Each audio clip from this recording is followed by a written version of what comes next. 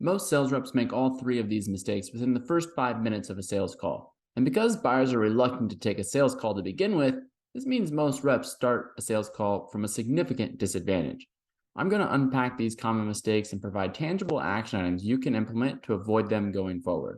I'm Ross Van Wyk, founder of OverQuota, and we provide content and software to help sales reps unlock their full potential and win more deals. If you like this video, please subscribe to see more great content and future releases. Mistake number one is an easy one, but reps make this mistake over and over again. It's being late to start the meeting. I'm not sure when starting the meeting a few minutes late became acceptable, but as the meeting host, you should be starting the call a few minutes early before the scheduled start time.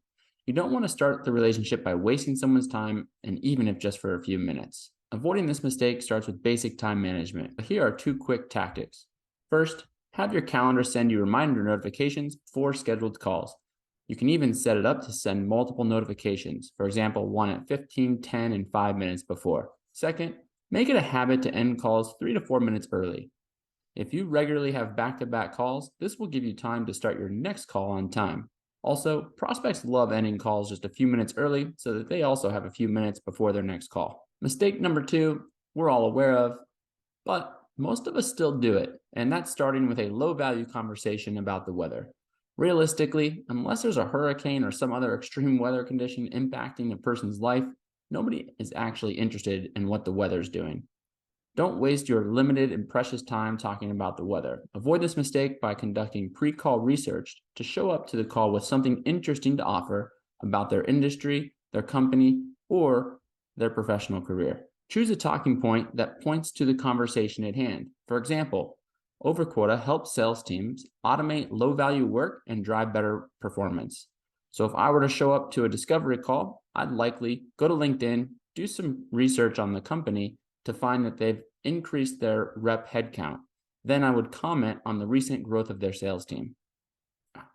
Use the first 5 minutes to talk about something meaningful and build stronger rapport. Mistake number three is not setting an agenda, but not just any agenda, a mutual agenda. Setting a mutual agenda is foundational to every productive meeting, which is why we're going to provide specific talk tracks and examples to help you avoid this common mistake. Agendas are missed because normally the conversation starts off informally about some unrelated topic.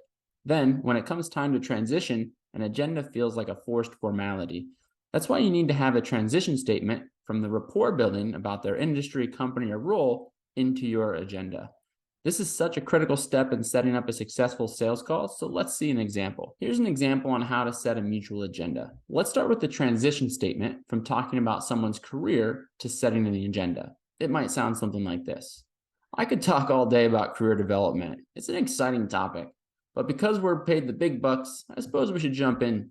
Are you still good for the 30 minutes we've got scheduled? This is a great transition because it also weaves in the time check to confirm they're still good for the entire scheduled time together. To make it a mutual agenda, you need to understand what's important to them. You want the buyer to feel heard and understood. That might sound something like this. Before I set a quick agenda, I'd love to hear what's most important to you to get out of the time together. Let's say the prospect responds with wanting to learn more about functionality and pricing. Your mutual agenda would sound something like this. Great, let's first talk about your current sales team and sales process. Then, I'll share about the OverQuota functionality to see if it can help address any current needs. If there's a good fit, let's cover pricing and make sure to schedule next steps. Does that sound fair? This is a great agenda because it outlines the structure of the call, incorporates what's important to them, and work towards the final outcome of determining a good fit and scheduling next steps. You can proactively eliminate these mistakes by using a call plan, which documents and outline questions you want to ask and talk tracks to deliver. You can find a link to a free download of the OverQuota call plan at www.overquota.ai/resources. I'll also include it in the description of this video. If you'd rather use technology instead of a static Word doc or pen and paper, check out our software. If you found this video helpful, please let us know with a like, comment, and share it with others who could also benefit. Don't forget to subscribe to the OverQuota channel to receive notifications when we drop more great videos in the future.